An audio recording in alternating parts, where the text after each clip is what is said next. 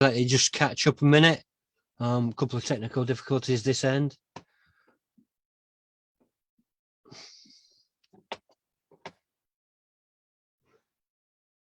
There we go. Yep, there we go. All right, guys, I'll just give you a couple of minutes just to come in and so we can start. I'll just pin this to the top of my page. There we go. Hey guys, welcome to Live and Undrugged episode 5.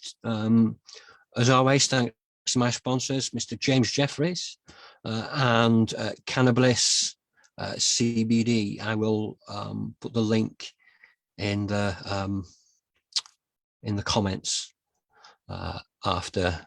I'm speaking to Amy Garvey. Amy is going to speak about her life and ultimately her recovery and her job. Hi, Amy. Thanks for coming on. Hi. Thanks for having me. Glad to be here. Yeah, so let's go back to the start. Really. Let's go back to the start of your journey. Okay. How far back shall we go? The very far back as you like. Whatever you feel comfortable with.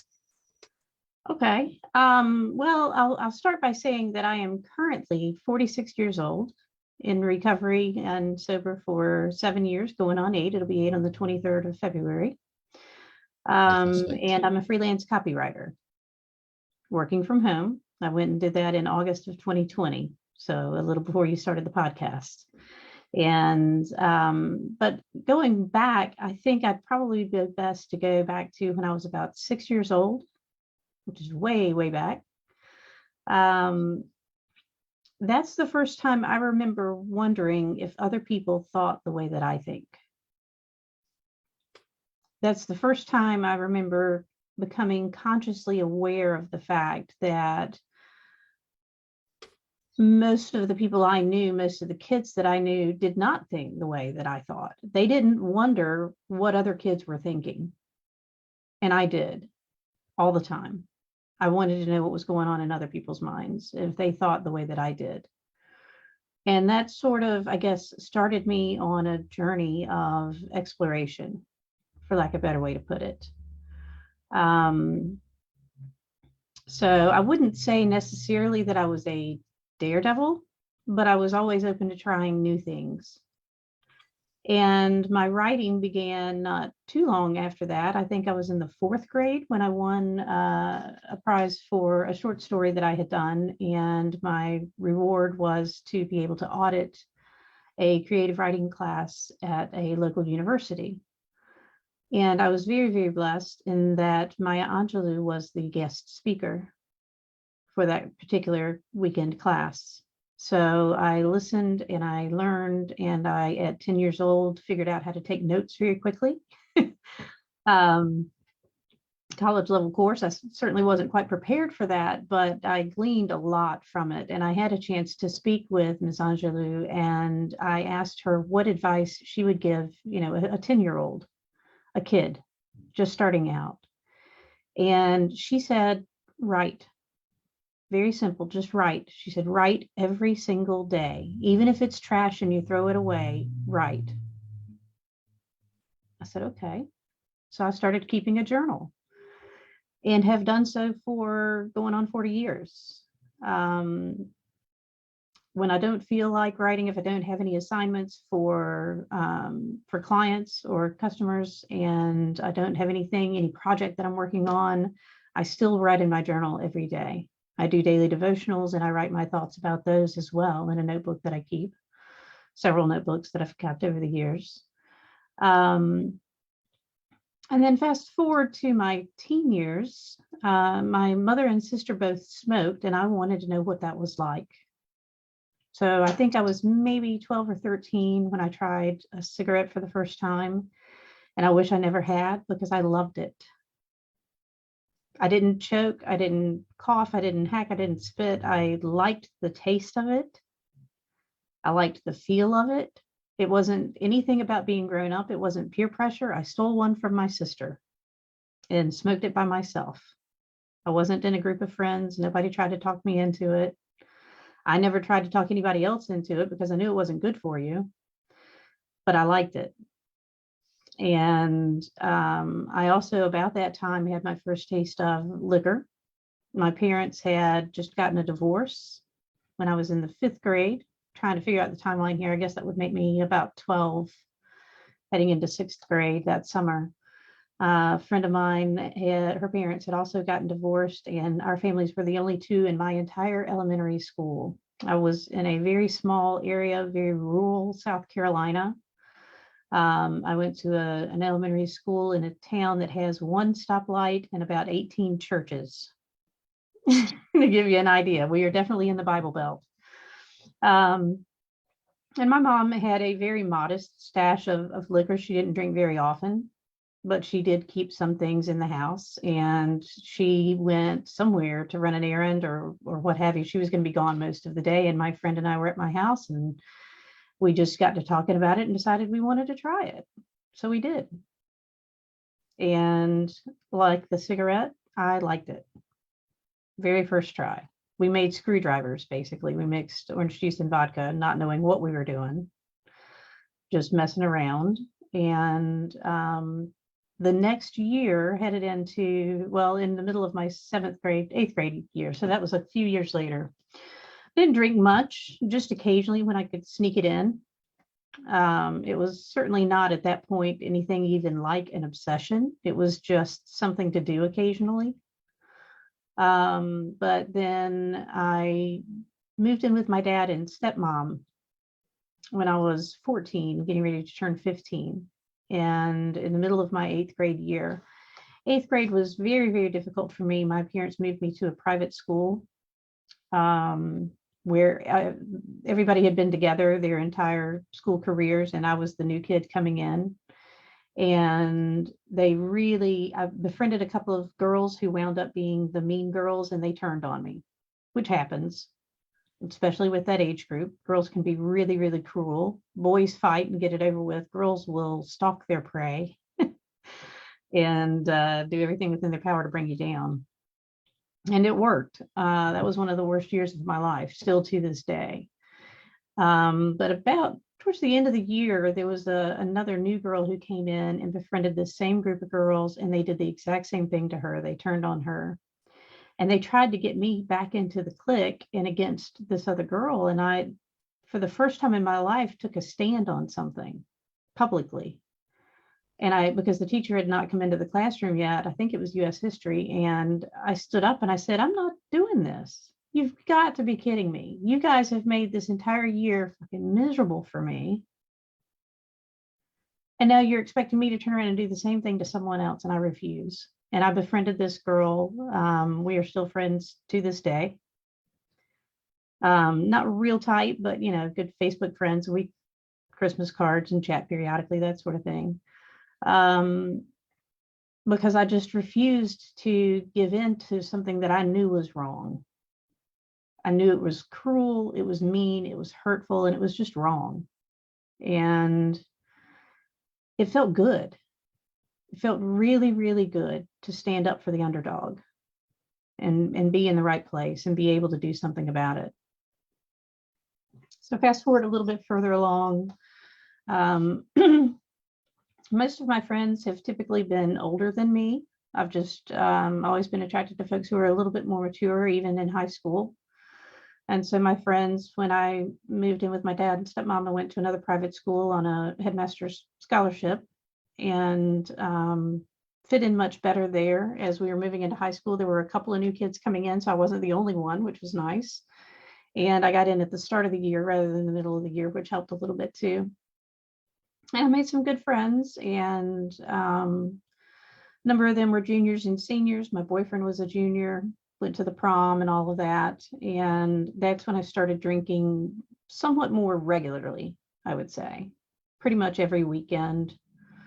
There was a party at somebody's house, and parents would leave town and leave cash for the kids to be checked in on by a maid or a housekeeper, that sort of thing, basically make sure everybody's still alive. But they were, 17, 18 years old, and the parents trusted them to be responsible at home alone.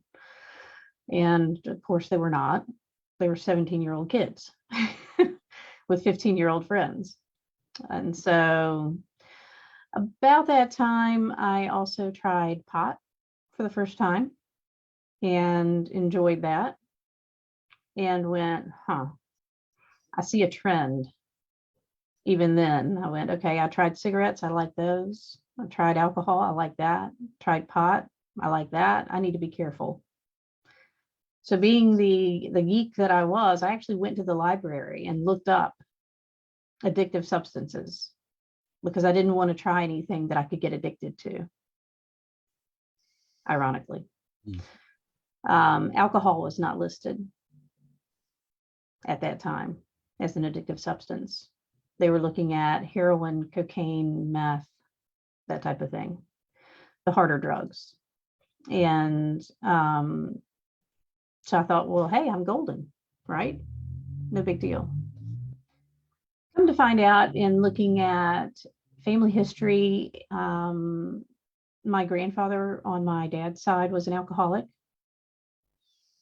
His other son, my uncle, was an alcoholic and had mental health issues as well. He died homeless in Florida, despite family support and willingness to help. I was not close to him. He actually abused me when I was very young. And so I don't know much of that story. I just know that it's not a good one. And Lord have mercy, trying to figure out where to go from here.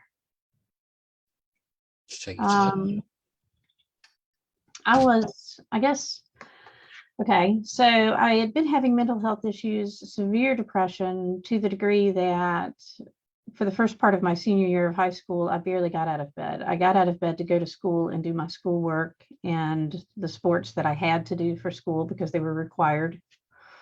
I ran track and played field hockey. And beyond that, I went home and slept. And that's all I did. It's all I could do was sleep and cry and sleep. And my dad and stepmom and mom all decided to put me in therapy.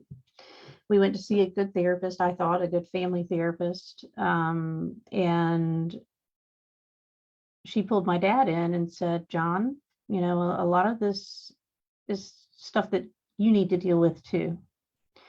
My dad traveled a lot for work. He was gone pretty much every week. He tried to be home on the weekends. Sometimes it was every other weekend. Some of the rules were if I didn't have the trash out by the time he got home on Friday, and it was different every week as to what time he got home, depending on what flight and where he was coming from. But if I didn't have the trash out by the time he got home on Friday, I wasn't allowed to go out that weekend, period. No exceptions.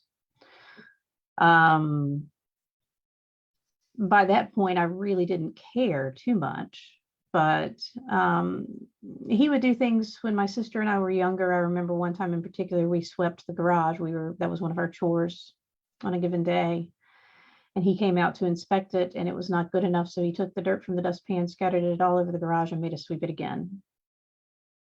The second time wasn't good enough. He did it again, and we had to sweep it again. And we were maybe 8 and 10 years old, my sister and I, at this point. Way too young, in my opinion, as a parent now, to be expecting perfection. But my father always demanded perfection. Nothing was ever good enough. It still isn't to this day. He'll come over to my house and I'll have it spotless and fix a nice dinner and everything's going great. And he'll go into the bathroom and say, you need to clean the vent on the ceiling. And I'm like, really? That's what you pick out? But that's just the way he is. And I've come to learn now that I am a parent myself. My daughter's actually off in college, so I've had a couple of years to think about it. And I've realized as a parent, you inherently love your children and you do the best that you can with what you have at that time. And while it's not necessarily a brand of love that I can get behind, that I can feel, I know that's his way of showing that he loves me because he's trying to make things better for me. He's not just pointing out the things that are wrong. He's trying to help me improve the situation, whatever that situation may be. That's his way of showing love. Now, that doesn't mean that I have to accept it or that it works for me. And that's been a hard lesson to learn. That's been a real hard nut to crack over the years. But I accept that that is what it is. That is his way of showing that he loves me. And we still have a somewhat stilted relationship, but we do have a relationship, which is a dramatic improvement over 20 years ago. So going back to my 18-year-old self, 17-year-old self, Ginger Culbertson was the name of the therapist. I remember her name all these years later. And she said, John, you're going to need to make some changes if you want this relationship to work. If you want Amy to get healthy and life to improve, then you're going to need to make some changes. And he said, there's nothing wrong with me. And he took me to a psychiatrist. And I told the psychiatrist basically the same things that I had told the therapist. They locked the doors. I was escorted by police to the local mental health ward, where I was committed for 2 weeks involuntarily by my parents. It's hard. It was very hard, very hard. Especially in the middle of your senior year of high school, you don't get to say goodbye to your friends. You don't get to do anything. You're just carted off. And I hadn't done anything wrong. How did that feel? Pardon? How did that feel? Oh God, it was awful. Embarrassing, humiliating, desperate. I felt abandoned. I felt like my dad didn't want to deal with me, so he just put me off in this place to kind of get rid of me and make it all my problem.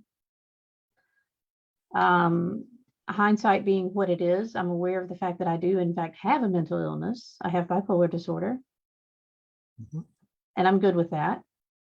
It's taken a number of years to come to terms with it and to get medication adjusted, that sort of thing. But, you know, at that time, I was diagnosed with borderline personality syndrome and bipolar disorder, which is really, quite frankly, ridiculous, because you can't diagnose bipolar disorder until the brain has completely developed at the age of 25. So what they were doing diagnosing a 17-year-old with bipolar and putting me on lithium is beyond me, but that's the way things went back then. This is the early 90s, and that was the best they could do. Yeah. So we tried lithium, we tried a handful of other medications, nothing really seemed to work. But when I got out of the hospital, I was released immediately after my 2-week commitment, mandatory commitment. I was released the next day with no mandatory aftercare, because they really couldn't see that I had any issues. I wasn't a danger to myself or to anyone else, in other words. So I never went back to my dad and stepmom's house. I had my mom go pack my things for me. My mom and I guess my stepmom probably helped pack up all of my stuff. And a good friend of mine and I had already been discussing getting an apartment together. We found one right behind the school that I attended, and she and I moved in together the very next day. All of this coordinated by letter writing and phone calls, because there was no internet. You know, it's kind of hard to imagine now, but that's how we coordinated, and we managed to make it work. And so I moved out of my parents' house when I was 17, and worked at a restaurant where I had been working since I was 15. Explained to the manager what had happened. He was on board and, you know, happy to have me. I started out as a hostess, and then cashier, and then waiting tables, bartending, and ultimately managing. And I did it all while putting myself through school. I would get up in the morning and walk to school. I didn't have a car. This friend of mine worked at the same restaurant, and she would give me rides to and from work, as would a couple of other folks as well, to, you know, when I needed it. And I had a bike, and I lived 5 miles from the restaurant. When I had to, I biked to work, because you do what you got to do. And being jolted the way that I was, being committed and then being released and moving out on my own, really broke the cycle of depression, I don't think it was so much any of the medication that they gave me at the hospital as it was the wake-up call that this is your new life. I finally had enthusiasm again and wanted to get up in the morning, looked forward to doing things with my friends, just being normal. About that time, though, especially most people know restaurant industry is pretty rife with alcohol and drug abuse. I think in part because you get done at midnight or 2 o'clock in the morning and the only thing open is bars. So I was partying with the older folks, never got carded. Now I got cut off at the library one time. I've gotten cut off at the library, never got cut off at a bar, ever. Even at 18, never got carded and never got cut off. I don't know how, because I looked like a 13-year-old boy when I was 18 years old. I had short bob haircut and no figure whatsoever, but somehow it just worked. I guess probably because of the folks that I was hanging out with, they just assumed that I was old enough. And so we drank and partied pretty heavily back in those days. And for the most part, we were safe about it. We either had a designated driver, or at this point I had moved downtown and was working at a restaurant in downtown in another town in South Carolina. And I would ride my bike to and from work. So I didn't worry too much about drinking and driving. I figured if I got hurt, it would only be me. I'm not going to hurt anybody else on my bicycle. So did that for about 2 or 3 years, saved up enough to buy my first car, which I paid outright for. Very proud moment as I was making my way in the world. And I, throughout this time, was seeing psychiatrists, but I was a human dartboard. It was, here, try this medication for 6 weeks. Oh, that one didn't work. Well, let's try this one instead. That one didn't work. Well, let's add this one. And then, next thing you know, 10 years has gone by. I dated some. One fellow that I dated, I'll tell you that story in a moment, but he is actually my boyfriend now. We've been together for about 4 years, 3 or 4 years. It's all starting to run together. And we dated for about 2 years. And shortly after we broke up, I met and then married my first husband. Things were good for about a year or so. We both had what I would probably call problem drinking. I don't know that I would say full-blown alcoholic at that point, because I was putting myself through college, and when I had big things coming up, I didn't drink because I needed to be clear-headed and focused and know what I was doing. So I was able to not drink when I wanted not to drink, which is why I say pardon? I would call that high functioning. Right. With my experience, I could function with alcohol or whatever very well at one point, but it didn't make me any less of an alcoholic. Some may disagree, but I think that Well, and I'll get into the alcoholism in just a minute. But at that stage of my life, I don't think that I would put myself as an alcoholic yet. Let's call it a budding alcoholic. I was definitely headed in that direction, but I could still stop when I needed to. And I did occasionally. My first husband came home from work drunk one night and punched me after an argument or in an argument. I waited until he passed out. I called my mom and I said, come get me. She and my stepdad and my brother-in-law came the next day while my husband was at work with a U-Haul, and we packed up all my stuff, left the furniture that was his and his belongings, and I moved back in with my mom, put my stuff in storage at, how old was I then? 28, 29 years old, moved back in with my mom.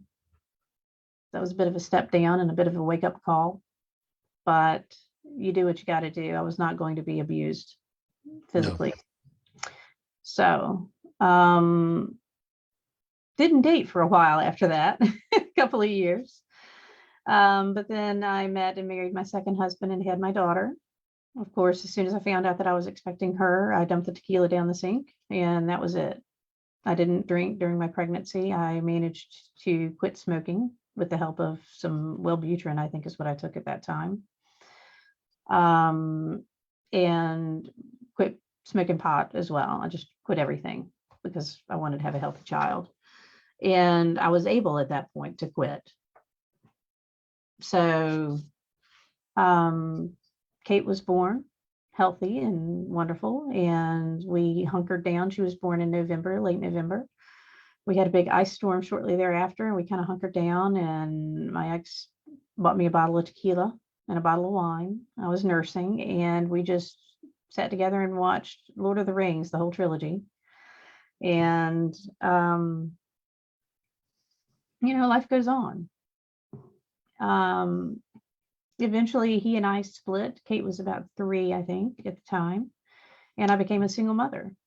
And I rented a duplex, a half of a duplex, and did all the mommy stuff. I went to Girl Scouts. I was a Girl Scout mom and chaperone. And when it was time to dye Easter eggs, all of my nieces came over to my house because I always did the messy stuff. I did the Easter egg dyeing and making cookies and homemade icing. And I had a garden and let the kids dig in the dirt and took them camping and all that kind of stuff.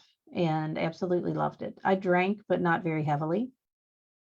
It was more the occasional glass of wine at that point in my life, quite frankly, because I was too busy living life, And then my daughter got older and my bipolar got worse. And I began self-medicating with alcohol. Not the pot so much. I did still smoke occasionally, but that was not my go-to. And I didn't use any other drugs.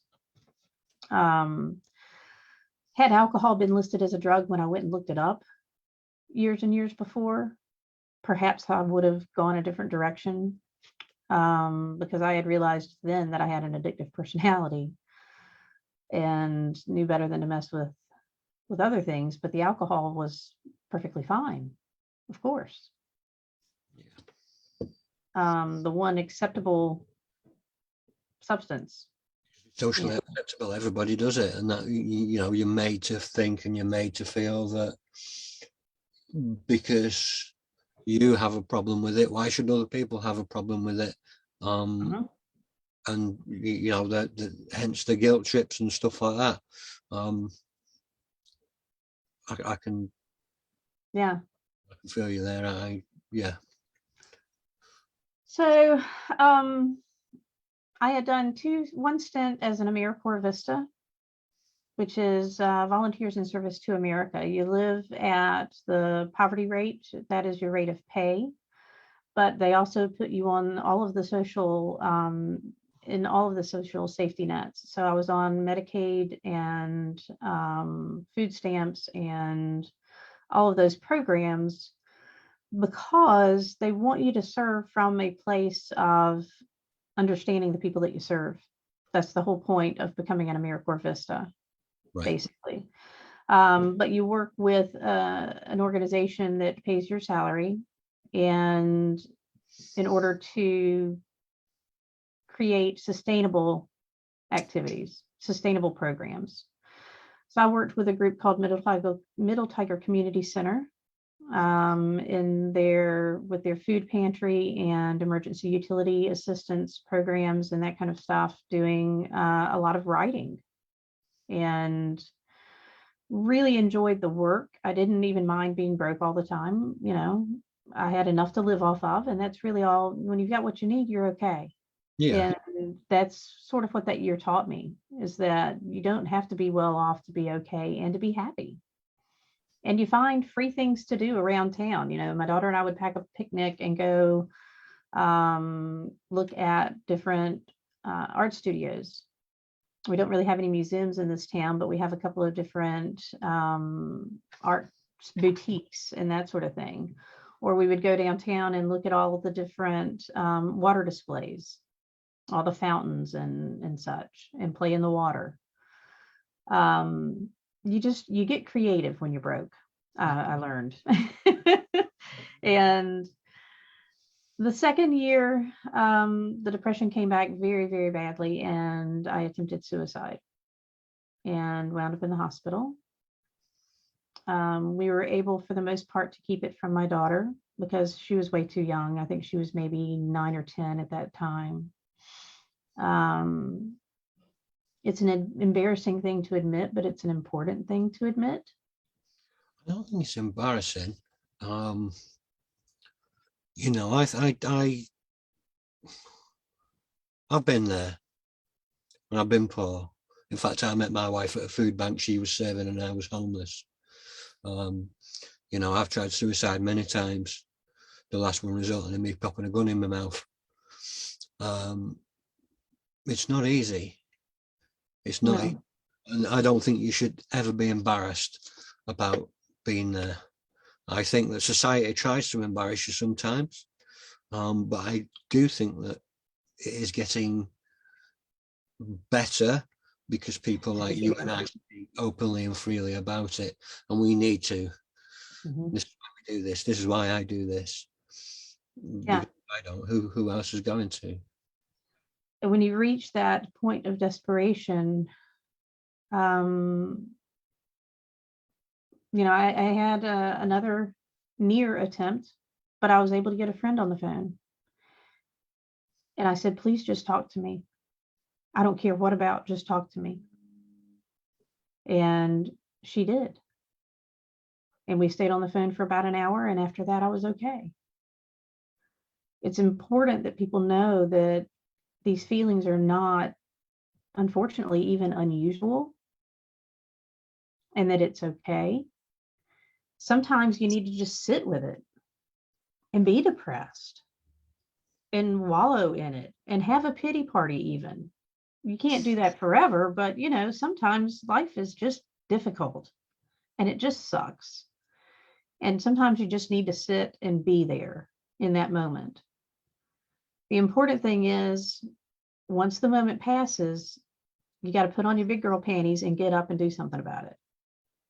You can't stay in that spot, or you will wind up doing something that, if you live to regret it, you'll regret it. Anyway, fortunately, failed suicide attempt and was able to come home to my daughter. Made up some excuse for the scratches on my wrists, the bandages on my wrist, and she was young enough to buy it.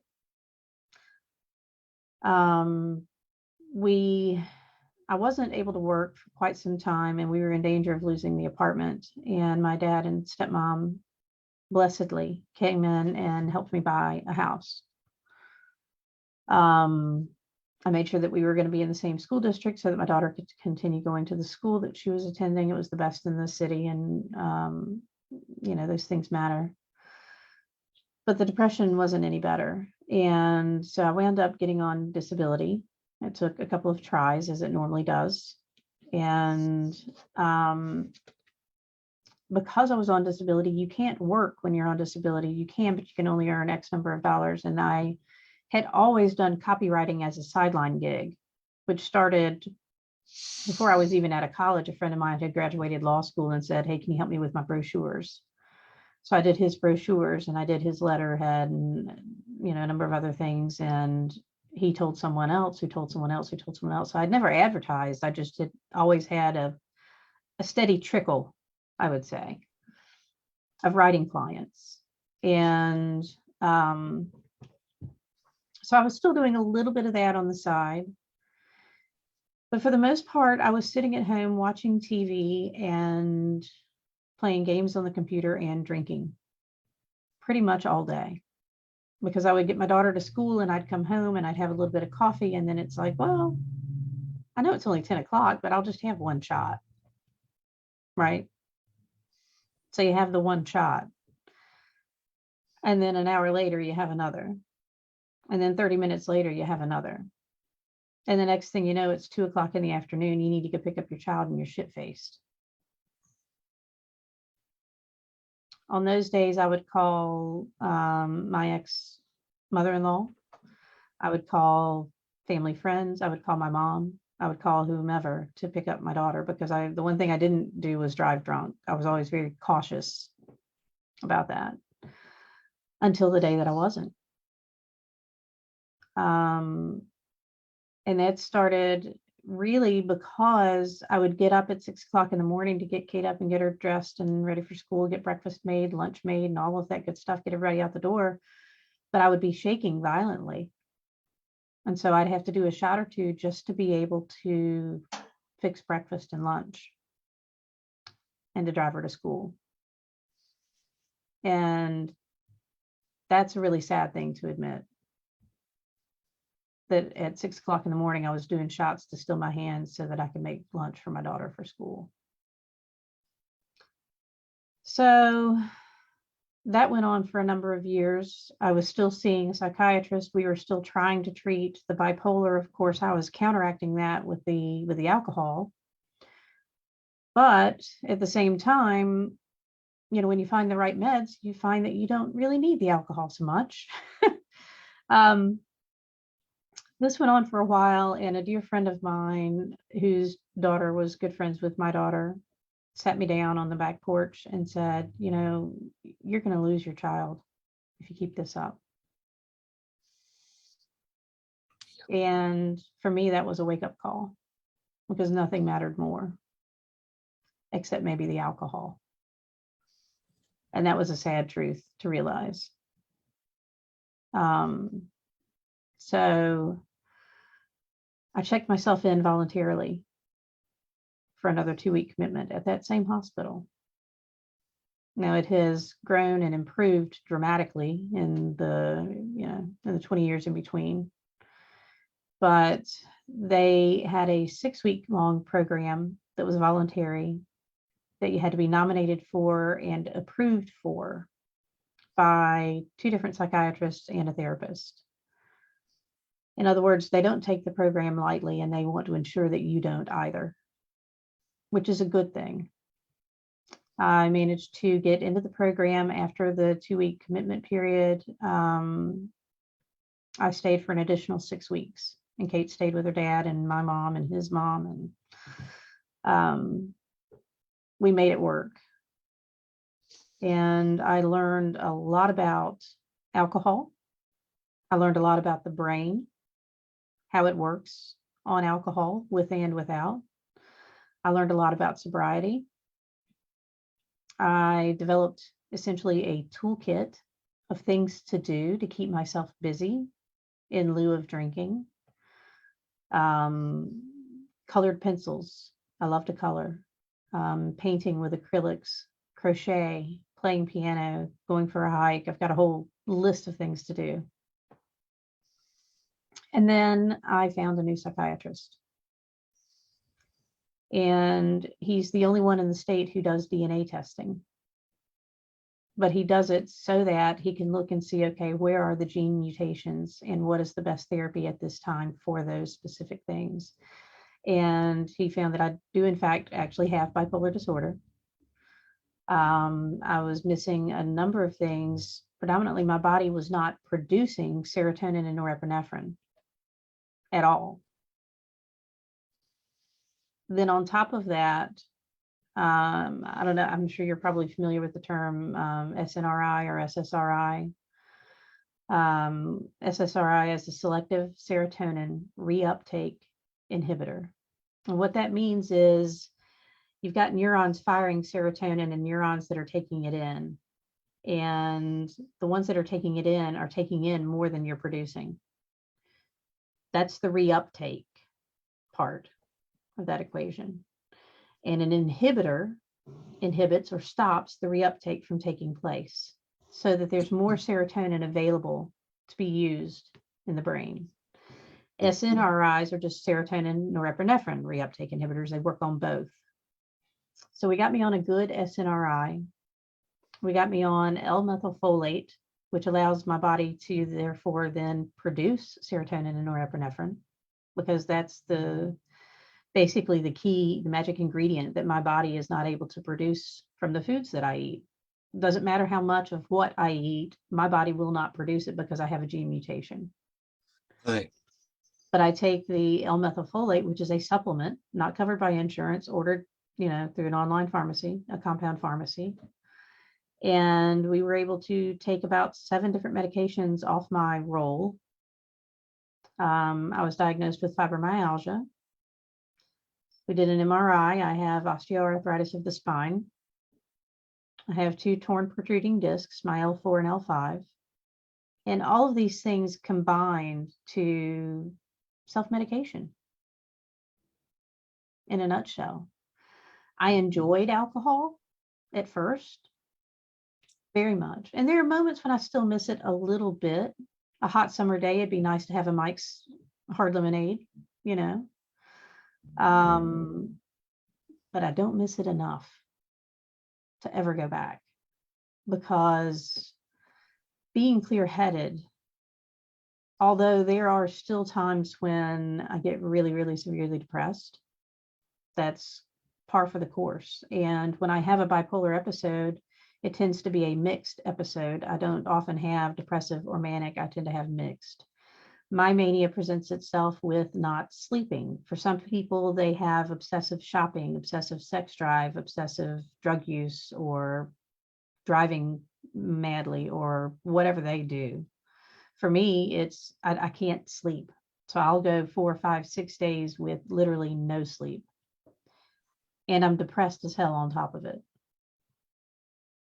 which is pretty miserable, because when you're depressed, you really just want to sleep to kind of skip through the day, and that's not an option when you're in the middle of a mixed episode. So it's really frustrating, and I've lived long enough to know that it will pass, and I just kind of have to hunker down and hold on and just get through it. And if that means playing games on the computer all day, then I play games on the computer all day. Is it a waste of time? Some might say that it is, but when you're that depressed and you can't think clearly because of it, and you haven't slept in 4 days, you do whatever you can to get by. Basically, whatever you can to survive. And so that's the way it goes.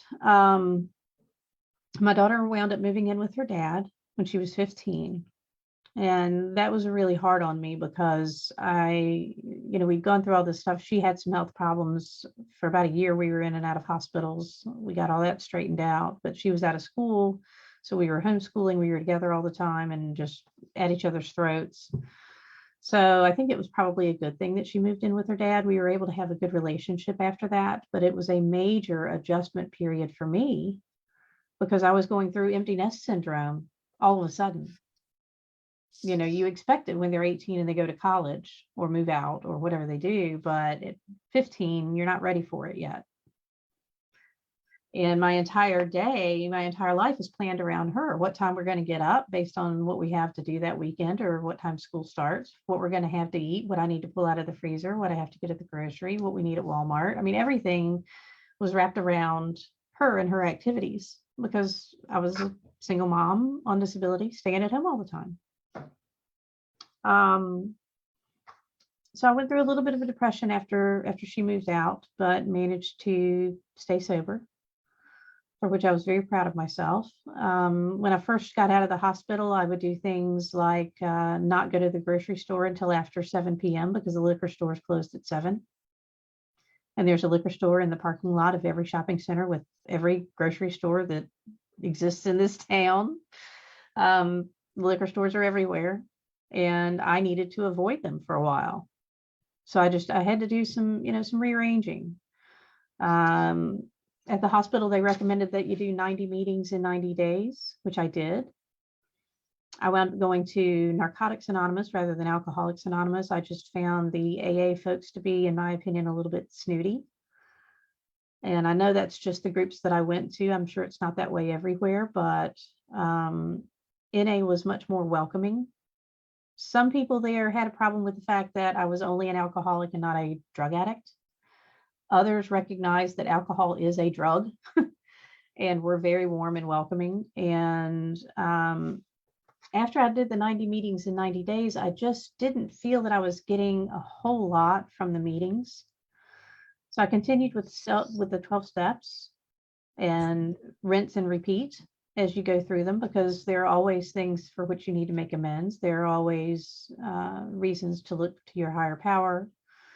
So I've continued in my journey there and in my study through literature and research online and that sort of thing, but I no longer attend meetings.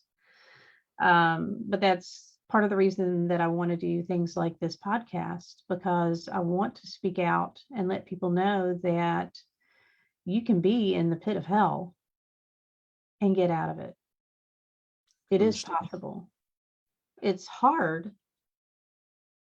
And it's scary, and sometimes it's lonely, but it is possible. And so back to, Kate left, and it took me a while to find my groove, but I finally decided, okay, I'm going to see if I can work again. With the psychiatrist changing my meds, I had been stable for a good 3 years with only one episode. I thought, okay, let's give it a shot. So I applied for a job as an assistant manager at a local box retail store and got the job. Was promoted to manager. Hated it because they basically want you to work 90 hours a week for a salary with no overtime and no, stepped back down to assistant manager from the manager position and eventually left that job. There was a situation that occurred one night where the other 2 employees left. I was in the back mopping up a spill, and they just walked out. No notice or anything. It was 10 o'clock at night. They left the door unlocked and left me in there by myself, and no one was reprimanded. No one. Not the store manager, nobody. And I said, you know what? I actually gave them 4 weeks notice rather than 2. He said, can you stay on for another couple of weeks? I said, yeah, because I didn't have another job lined up. It was the first time since I was 15 that I was quitting a job without another job lined up. But I had enough to live off of for a little while, and I wanted to kind of sit with it and figure out what I wanted to do. So after another 2 weeks, total of 6 weeks notice, the district manager came in one day, and I handed him my keys. He said, what are you doing? I said, I'm leaving. He said, you can't do that. And I said, I just did. Because I just couldn't wrap my head around how that worked. And after sitting with it for a couple of weeks, I decided to pursue the copywriting full time. And that was in August of 2020. It's been slow and arduous and sometimes difficult, but I'm managing to stay afloat. I don't know that I would say the business is yet thriving, but it is surviving. It's enough to pay the bills, and that's really what matters when you get right down to it. Shortly after Kate moved in with her dad, a fellow that I had dated when I was 18 got in touch with me on Facebook. We had remained friends. I had actually gone up to North Carolina and met his son. His son and my daughter played together for a little while one day and met his wife. And for me, he had kind of always been the one that got away. And when he looked me up, he told me that his son had died. And I didn't know, because I hadn't really been following him on Facebook. I mean, we were Facebook friends, but I didn't read his profile daily or anything. His son had passed away about a year before. He was playing the choking game, and he hung himself. And Richard found him. So he was struggling, understandably so. But we met for lunch at a Mexican restaurant, and it was like no time had passed at all. We immediately became best friends again and started dating. That was in August. In December, he moved in with me. His wife had said, before he got in touch with me, his wife had said, if you'd like to date, you're welcome to, because their marriage was based on raising their son. And with him gone, they didn't have anything left. So they divorced, and he and I have been together now for, I guess, about 4 years, I think. And going strong. He's recently gotten some pretty bad health news, but like anything else, you just keep going. You put one foot in front of the other, in front of the other, in front of the other, and step by step, you make it through. Life is difficult. That's the first line in M. Scott Peck's The Road Less Traveled. He says, life is difficult. And the premise of that book is, once you accept that life is difficult, you can learn to appreciate the good things, the beauty, the laughter, the fun, the excitement, the challenge. If you accept that life is difficult, then all of the rest is just good stuff. Yeah. I think I'll kind of bring it to a close with that for now and let you ask away, ask questions. Yeah, I mean, that's, thank you for being so open and honest. Of course. I really sort of connected with you on some points of your story, with the abandonment issues. That's me straight down the line. That's where my addiction kicked off, or my search for who I was. I didn't know who I was. I was told on my birthday that I was adopted, so that really for me was the first big trauma in my life. But it caused me to not only feel abandoned, but everything that I'd been was a lie. So who was I? And I spent many years, and I'm still finding out. Coming up to 8 years old, I'm still finding out who I am. I'm on my second marriage. And yeah, I mean, a lot of the things that you said about suicide and, the way that you felt, and there's quite a lot of stigma around sort of suicide, especially at the minute. Last year I lost quite a few people to suicide. Especially through Facebook, I lost a few people that I knew. I lost my best friend to suicide. He threw himself in front of a train in front of me. I almost lost myself to suicide several times. Likewise, I've had 3 attempts. Yeah, I've had a few more than that, but I figure God's not done with me yet is the only explanation I can come up with. Yeah. There's a reason why I'm here. I may not know exactly what it is yet. It's definitely a faith thing for me.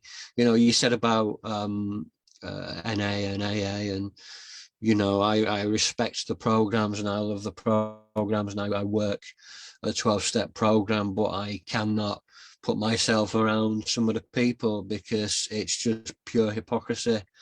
I find it really, really difficult and toxic. And toxicity and toxic people breed toxicity and toxic people. So, in recovery, we have to stay away from that. And I really try hard to stay away from that and to live a positive life. It's not always easy. I still do with my mental health at times. But, I understand with the alcohol and stuff, that was never really, never really a gateway. I enjoyed alcohol too much. I wouldn't have called myself I would call myself an alcoholic, but I think it was more things like coke and crack cocaine and whatever I could get to put me in a different frame of mind, to flip that frame of mind. Yeah, to escape. I think when we the thing about it is, the thing about addiction is, and addiction and trauma and, all the things that you've been through and that I've been through, and, a lot of people that I spend my time around have been through, is that addiction and things like that, it's a loss of connection. Mm-hmm. And the thing that I find is that when you get sober, these connections start again. This is one of the reasons I started this up, to help with those connections. I like collecting stories, as I said earlier, as well, because it's very cathartic for me rebuilding these connections, because I felt so far away from the world, so far away from my family. I almost lost my daughter.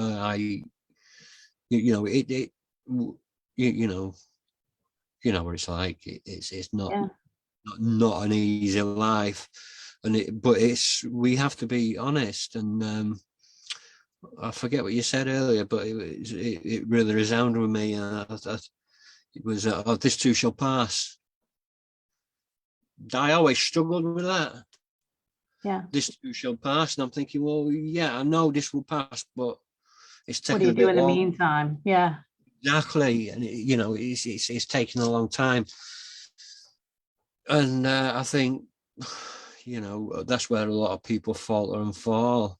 It does pass. Life is not always easy, I agree. And it goes in phases and cycles. Life will, things will run along pretty smoothly for a while. Then you hit a bump in the road. Sometimes you have to climb a mountain. It's not just a bump, it's a big old mountain, and then you come down the other side. And it's that way for everyone. The people who you think have it so perfect, they have their ups and downs too. Of course they do. They may not suffer from depression and anxiety, and they may not have quite as difficult a time of dealing with things, depending on their mental makeup, but everybody goes through struggles. We all have trouble. That's just the way life is. And, if you hold on and make it through them, it does lend itself to an appreciation of the good times. Yeah. Because you can step back and go, man, look how far I've come. I mean, we didn't really get into this, but there's a lot of guilt when you get sober. Just a crap ton of guilt, and it can bury you if you let it. I know that God forgives me. And quite frankly, I forgive myself. And that's all I need. I can't control whether or not anyone else is going to forgive me. I can, when I was blackout drunk, there are times when I wasn't even responsible for what I did, but I'm still responsible for the repercussions. Of course. You're responsible for the outcome. You may not have known what you were doing at the time, but you're responsible for what happened. And accepting that responsibility is really hard. It's really hard. No, of course it is. But it's also kind of a relief, because you finally get to just be honest and let it go. You don't have to hold all this crap in any longer. No. And I sat with that guilt for probably 6 months or so when I got sober. And then I finally said enough, because if I stayed in that place, I would never accomplish anything. It doesn't do you any good to beat yourself up for something that is over and done, because you can't go back and undo it. You can apologize and make amends in any way, shape, or form, whatever you can do, but that's all you can do. And then you got to move on. You just have to. You have to let it go and move on. Yeah. And I think that's the difference between because a lot of people I know are dry. And I think that's part of the problem that I had with the meetings is people weren't necessarily living sober, they were living dry. And there's a big difference. Yeah. Massive difference. Big difference. You can go for periods of time without drinking, but if you're hating it the entire time that you're doing it, you're not sober, you're dry. Yeah. Yeah. Sober is an acceptance of the lifestyle with no drugs and no alcohol. Well, exactly. I don't think, well, I won't say normal people, but you know, a lot of people don't understand how actually difficult it is to live a sober life, and to even get there, to even get sober. You know, you're only as sober as the you know, the day that you live in. You know, Yeah. I understand this full well. The thing that you said about guilt and shame, that was a big thing in my life. You know, I suffered survivor's guilt for a little while. Nearly died in 2015, and I suffered survivor's guilt, and unforgiveness was a big one for me, because you know, I'll bang on about this in pretty much every interview that I do. Unforgiveness is toxic, it's poison, and it is dangerous. And it can be deadly. It will tear your life apart, Mm-hmm. because it's like not forgiving someone is, or not forgiving yourself, and not forgiving someone is like drinking poison and expecting someone else to die. Waiting for them to die. Yeah. It's not going to work. And you know, I know what it's like to need to forgive myself. I've done a lot of bad stuff in my life, and I've done a lot of sketchy stuff in my life, and you know, I've lost people to suicide. I've lost people to murder. You know, And I had to forgive a man that murdered my niece, because it was tearing me apart. mm-hmm. You know, the fact that he was murdered in his jail cell goes to say something, but I had to forgive him because it was tearing me apart. And not that it's not that I'm okay with what he did, because I'm not. And it's not that you know, I'm a Christian. What a lot of people don't realize is that forgiveness is not necessarily letting somebody off the hook. No. They're still on the hook because they still did what they did. Forgiveness is letting go of your angst and your anger and your upset. Yeah, because it's a very personal and almost selfish, but in a good way, if that makes sense, thing to do, because otherwise it'll eat you up. It will flat out eat you up. It does. You know, I know that as a Christian, I'm commanded to love. You know, the Bible verse that has dogged me through my whole life, even before I became a Christian, was Romans 12:20. You know, I was a man that had enemies. I even had an arch nemesis for at one point. I saw somebody as an arch nemesis. No normal people have that, you know. Right. But it's, you know, you've just, it's that whole thing of let go and let God. Yeah. You know, because I forgive the people for what they've done to me. I forgive myself for that. And it don't mean that I have to like them. You know, to love someone doesn't mean that you have to like them. It doesn't mean that you have to like what they stand for, or you know, anything. It just means you have to love them enough to keep them away from your mind, because it's affecting you and not them. They don't give two hoots about the way that you think. Right. So, and acceptance doesn't mean approval. No, we have to learn that. You know, you don't have to approve of something to be able to accept it. Some things are just fact, and you just have to accept them and move on. Doesn't mean you have to agree. You just have to accept it.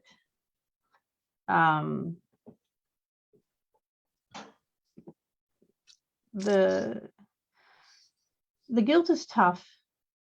The guilt is tough because, especially not knowing sometimes what I've done, because I would get blackout drunk and I don't know what I did. And I know that it impacted my daughter. because she saw me drunk all the time. That's how I was for about 5 years. I was drunk all the time.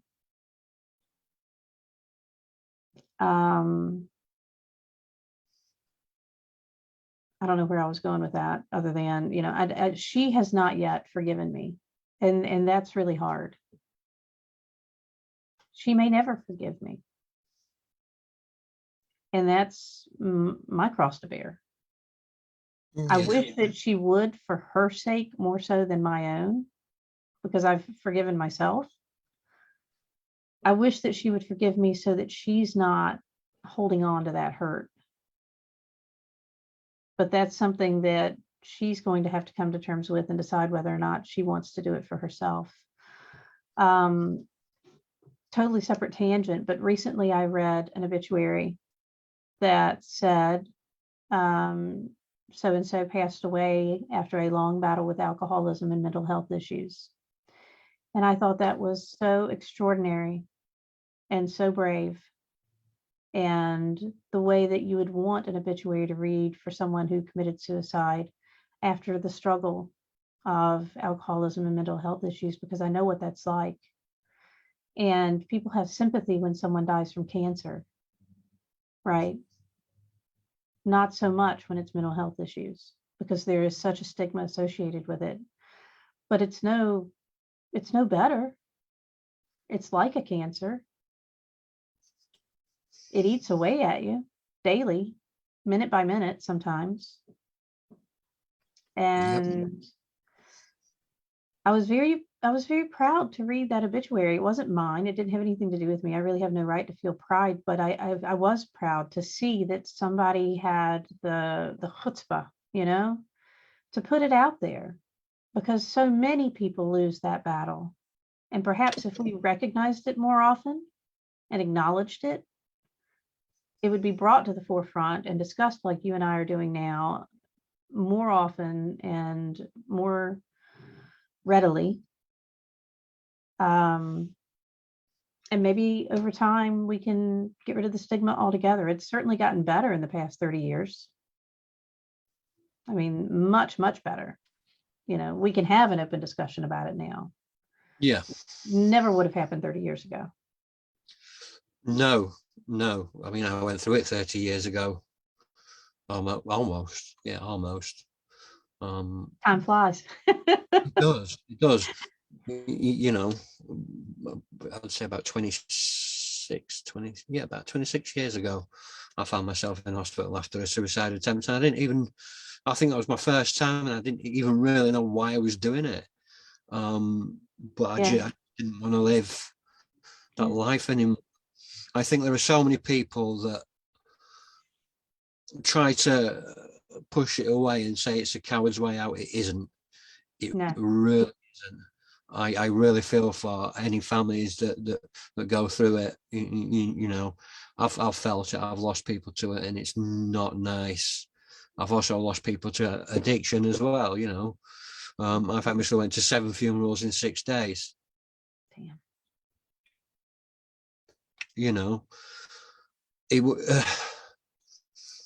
But this is the life that we lead. All we can do, we must not regret. Was it the steps say in that book? We do not regret the past. No, we should shut the door on it. I know I've done some sketchy stuff. I know that I've caused a lot of hurt and a lot of harm, and there's nothing that I can do about that. That's in the past. Like Rafiki from the Lion King, smacking him on the head, and what's it matter? It's in the past. It really is as simple as that. Yeah, it's over. It's done. Letting that take in your head, that causes, that's what causes suicide. So we have to keep it at bay, and we have to forgive ourselves and forgive other people, because because it'll eat away. It'll just eat away at you if you don't. It is like a poison. It just sits there and it rots and it corrodes everything around it. And if you keep it in your heart, it's going to affect everything else in your life. I don't know how to tell someone to forgive. Only that you need to figure it out. Take the time. It's worth it to learn how to forgive. There are books written on the subject, I'm sure, tons of them. Yeah. One is called Forgiveness and Other Acts of Love, because forgiveness really is an act of love. It's an act of self-love. That's one book that I read recently, well, in the past couple of years, that is a really good one. And the biggest thing is coming to terms with the fact that you can't undo. So you have to forgive. You either forgive or you corrode. There is no in between. Yeah. Yeah, I agree. I think that's part of what really drives us in our sobriety, in our clean time, whatever you want to call it, in recovery. It's, for me, I love the fact that our journeys are similar, because through creativity, love saved my life to start with. Yeah. I met my wife. She was working at the food bank, and I was a homeless guy, and she liked my t-shirt, and she bought me tobacco, and she took me for a meal, and she's put with some shit over the years, but we got married in 2019. We've been together 7, 8 years. I forget now. Time flies. It does, and and then when lockdown happened here in the UK, the first lockdown, I really struggled badly with my mental health, and we could only do the school run. I could only go to the shop when I needed to go to the shop. I'm quite a free bird. I like to go out and get a coffee, and I like to go to the church and volunteer at the church and things like that. And I couldn't do that. I couldn't do it. So I felt okay. So all I did was sit and watch 80s films all day, every day, and I found that really hard. And then, the second lockdown was a bit easier, because it was a bit easier to get out and things like that, because it wasn't as harsh. But then I started this with Jason Edwards, and it's been a life changer. Hence the name. I'm the accidental journalist. I never meant to become a journalist. Right. I fell into it. I never wanted to be a journalist. Well, sometimes life picks you. It does. I didn't learn to read and write until I was 21 years old. Wow. And that's pleasure. So, but I've always had a head for words. I've always loved words. I've always loved poetry. My first book I wrote was a poetry memoir. Wow. And it's just, that's been a massive savior. And these interviews, I was told that creativity and creativeness would save my life, and it has. And I get to do this on a regular basis. Well, it's an outlet. And that's something I think when people are trying to get sober, or even thinking about getting sober, number one suggestion I have is find a substitute. Yep. If you smoke, chew on a straw. If you drink, switch to coffee or tea or something, but find a substitute, because you're going to be in social situations where other people are drinking, and you need to have a go-to beverage. Yep. Always. So that you feel comfortable being around others in a social situation, and you've got your drink just like they have theirs. It's just a different drink. For me, coffee. Coffee. I quit smoking last year. October 7th was my first day without a cigarette, and I do vape a little bit as a substitute. Planning on getting rid of that in the near future as well, but I'm kind of stepping down, baby steps. First get rid of the drugs and alcohol, and then the cigarettes, and we'll get there. I made it through my surgery and all the stuff with Richard around the holidays without a cigarette, so I think I'll be all right. It's just it does get easier. But find a substitute of some sort. Find people that you can be around and be sober, be that your family, new friends, people at a meeting. It doesn't matter where they come from, church, take dance lessons. It doesn't matter. Do something so that you find your peeps, people that you can spend time with who know you as a non-drinker. Because the biggest shift is in mindset. When you see yourself as a non-drinker, it ends the discussion for you in your head of, do I drink, do I not drink? Just like seeing myself as a non-smoker as opposed to being a smoker. Yeah. You know, you have to start thinking of yourself as a non-drinker if you're going to stop drinking, or as sober if you're going to stop using drugs. And think about, well, what am I going to do with my time? Yeah. And what am I going to do when the shit hits the fan? Because it will at some point, and you're going to have to cope. And drugs and alcohol, for the most part, are a coping mechanism. It's a faulty coping mechanism, but it's a coping mechanism. Yes. And people who criticize alcoholics and drug addicts forget that. They forget that there's a reason why you started. It may not be the reason that you keep going. That's the addiction talking. But there's a reason why you started. And that was generally to self-medicate. And a lot of times it's people with mental health issues. The two tend to go hand in hand. In part because I think the mental health system is broken. Yes. I don't think it's broken beyond repair. I don't think anything is broken beyond repair, but it needs serious overhaul. And society needs a serious overhaul in how we look at mental illness. Because from mental illness, quite often comes beauty, comes poetry, comes music, comes inspiration. Because those of us who think a little differently, do things a little differently, and create things that other people would never imagine. There's a beauty to it as well.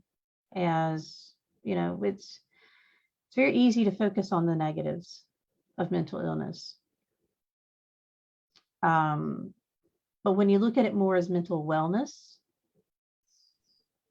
as opposed to mental illness, then you can start to see some of the beauty that exists within it. Yeah. You have to realize that. I think what a lot of people don't realize, and what in the past 8 years I've only realized, is there's a difference between mental health and mental illness, mental well-being and mental longevity. It's the flip sides of the coin.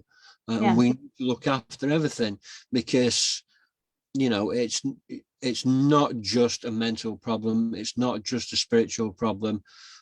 It's a spiritual problem, it's a heart problem, and it's a soul problem. It's physical, mental, emotional, spiritual. It hits on all levels. Yeah, it's everything, and people don't understand that, and that's why I'm so passionate about getting people's stories across, because there are so many people that bang on about, oh, them alkies down there, the causing trouble, or you see the smackheads on the street, or you see somebody stumbling about.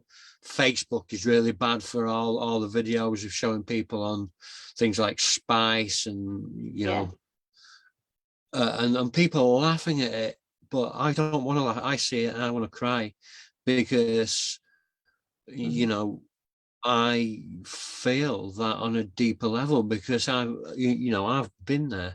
Yeah. You've been there. Not a lot of the people that I speak to, a lot of people that I've spoken to and I'm going to speak to, have been there, because it's a journey that not a lot of people can handle. And I think we are the blessed ones, and we are the lucky ones, because we've lived to make it through. Every day is a blessing. it is a blessing, but it's a duty to do things like this. I genuinely enjoy doing this. I genuinely enjoy talking to people. I've genuinely enjoyed talking to you. It's a big part of my life. It's a big part of my recovery. Yeah. Just to see how other people have done it, and it's not always been the same journey, and it's not always been the same level, but everybody that I've spoken to on every single one of the interviews that I've done, including the celebrity ones, you don't, what is it to say, you never judge a person until you walk a mile in their shoes. Mm-hmm. And I think that's what speaking openly and honestly on platforms like this does. Yeah, what the conversations do. Yeah, it gives people a chance to see people like me, people like you, and it gives them a chance to walk a mile in our shoes. And to know that, yeah, I've made it through, but that's so far. Yeah. There's no guarantee for tomorrow. No. And when you remember that, it makes it easier to appreciate the good days. It does. Even the days where there's just nothing going on, but you don't feel bad. It's like,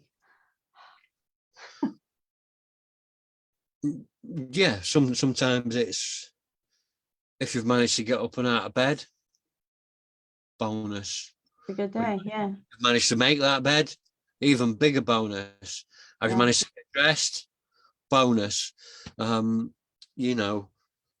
Nothing is minimal. Whatever is big for you is big for you. Exactly. And every step, no matter how small, is a step towards a better life. Yeah, absolutely. Absolutely. That's something that I've had to remind myself. I had, surgery on my shoulder, I was telling you earlier, on the 28th of December. And a lot of it has to do with self-care and self-love and self-worth and appreciating who you are. And I have to bear in mind, when I have frustrating moments, I can't even stretch to yawn or something. And I'm like, okay, but think about where you were a month ago. Life is about a crap ton of baby steps. Yeah. And you have to appreciate the days when, there are days when you can't get out of bed. And sometimes you just have to say, well, that's okay. It's okay. I'm blessed to have chosen a career where that's typically the case. Worst case scenario, I have an episode and I'm not able to do any work for 2 weeks and I lose a couple of clients. I haven't lost my job. I might lose some clients, which is not good for my reputation. And I would, do the best that I could to say, hey, I'm not going to be able to live up to my end of the bargain. Yeah. And I've had to do that. But I have found that when I explain what's going on, because I had an episode about 6 months ago, a mixed episode, and I lost 2 clients during that period, but I went to them and I explained, I have bipolar disorder. I'm in the middle of a full-blown episode and I'm not going to be able to complete the work on time. I'm happy to offer a refund. And they appreciated my honesty and, might even become clients again down the road. Yeah. You just have to be willing to put yourself out there. Of course you do. And most people are understanding. Most people are patient and kind and generous, at least one-on-one. Now, groups are a whole different ball of wax, but most individual people at the heart of things are good people. Not all of them, but most. And I find that more and more the more people I discuss this with. I find that most people either struggle with mental illness themselves or they know someone else who does. They have a family member who does. And a lot of times substance abuse, like I said, goes hand in hand. So, yeah, recognizing the little things. If you manage to take a shower that day, double thumbs up. Mm. you know? Yeah. Yeah. I am conscious of the time, and I do want to thank you ever so much for being so open and honest. I understand you've got a course. Pardon? I understand you've got a course coming out. Oh, I do. That's right. I'd forgotten. I have a group on Facebook. It's called Write Your Own Copy Challenge. That's the name of the group. I'll give you a link if you'd like to stick it in the comments. I'll send that over to you in a minute. And it's a 5-day long free challenge where I teach small to medium-sized business owners how to write their own copy. So how to develop a client avatar or ideal client, how to approach them based on their identifiers, how to do storytelling, because storytelling is what draws people in. Yeah. How to do that effectively in your copy.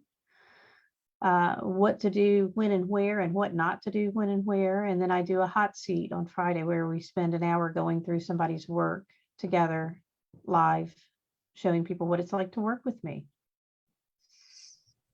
Brilliant. That is starting on the 7th of February at 10 o'clock in the morning. It's an hour a day for 5 days, and it is free. And packed with information. I have a 28-page workbook that goes with it. It's a lot of stuff. I'll put the time differences in there. Okay. You are... I am Eastern. I'm in South Carolina.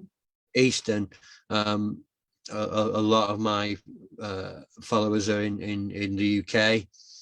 So there's a that's 5 hours ahead, I believe. So it'd be a little one, two, but they'll be in the group for a week after the challenge. So people are welcome to come and watch them after the fact. You don't have to make the live. That's not a big deal. I keep them up for a little while. So brilliant. The big thing for me is getting the information out. And then if people want to work with me, they can hire me. If not, they still have enough information to really be able to do good work. That's what I'm shooting for. And that's what we need more of. Education. Yeah. I'm a big believer in we need more education. Absolutely. And the information is free. I see no reason not to present it. Or to charge for it when it's, it's out there. I've just consolidated it all. Yeah. And 20 years of experience kind of feed into that a little bit too, but yeah. Kudos for that. There's a lot of people that are out there that do that charge quite a lot of money for that. So kudos for putting it out there in free education. Oh, thanks. I've had a number of people take the challenge and then take it again and then take it again. I've got one gal that's going to be doing it for her 3rd time.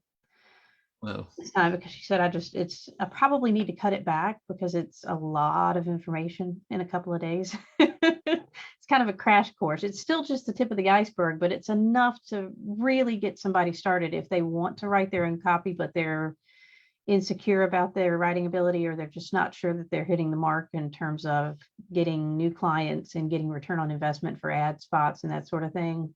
It's making sure that they're getting the bang for their buck. Yeah. I will post the link in cool on the video when I edit. I will put in all the information that I can. Thank you again for coming on. It's my pleasure.